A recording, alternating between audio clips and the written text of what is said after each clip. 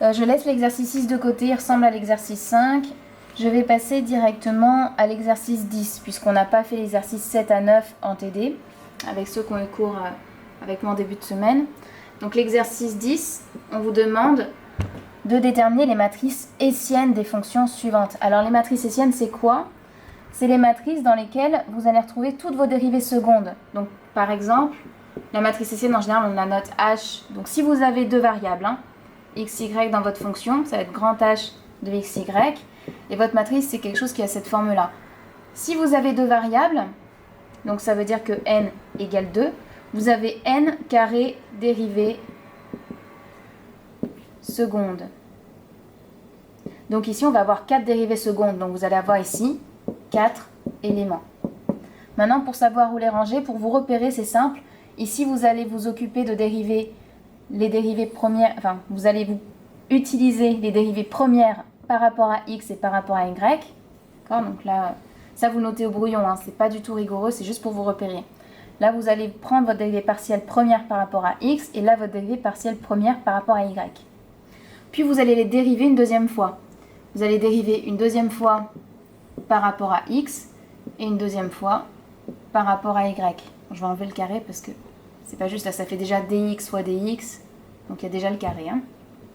Donc vous allez vous retrouver ici avec votre dérivée de f par rapport à x au carré, votre dérivée seconde. Ici vous allez avoir dy, donc dérivée seconde de f par rapport à y au carré. Ici je dérive f deux fois d'abord par rapport à y, puis par rapport à x. Et ici le contraire, ma dérivée partielle seconde, ma dérivée seconde de f par rapport à x, puis par rapport à y, d'accord? Dx d'abord, dy ensuite. Donc ça, c'est juste pour vous repérer. Évidemment, si vous avez trois variables, x, y, z, comme dans les énoncés, donc c'est bien, on va voir deux exemples, il va falloir rajouter une ligne et une colonne. Pourquoi? Parce que si vous avez n égale 3, vous allez avoir 3 au carré dérivée seconde, donc 9. Donc si vous avez 3 variables, vous allez avoir une dérivée qui va s'ajouter ici, et voilà. Et ça vous en fera 9 au total. Donc voilà pour le petit rappel.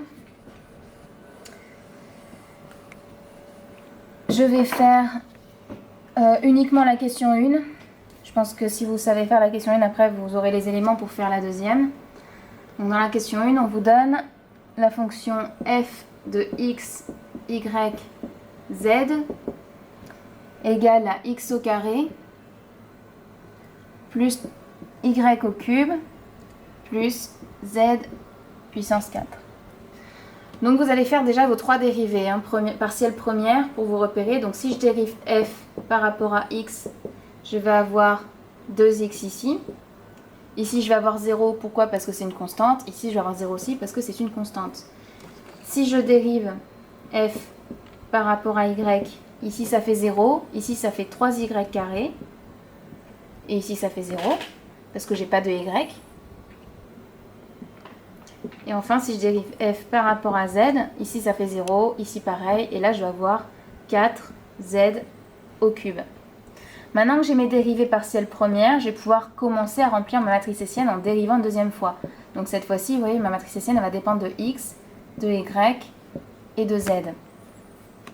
Et donc je vais avoir en première ligne mes dérivées secondes en partant de celle-ci, de ma dérivée partielle première par rapport à x. Donc je vais remettre mes repères. Donc dx, dy, dz.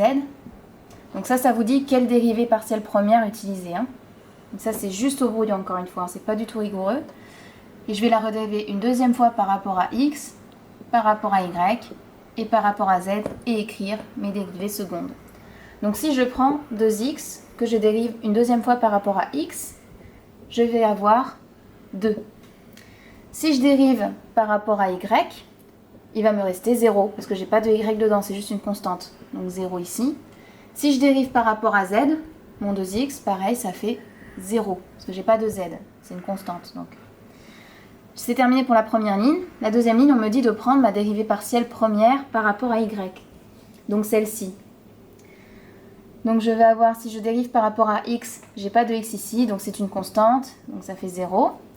Si je dérive par rapport à y, là j'ai 3y carré, donc ça va me faire 3 fois 2, 6y, puissance n-1, donc puissance 1, pas besoin de l'écrire. Si je dérive par rapport à z, pareil, ça va me faire 0, parce que c'est une constante.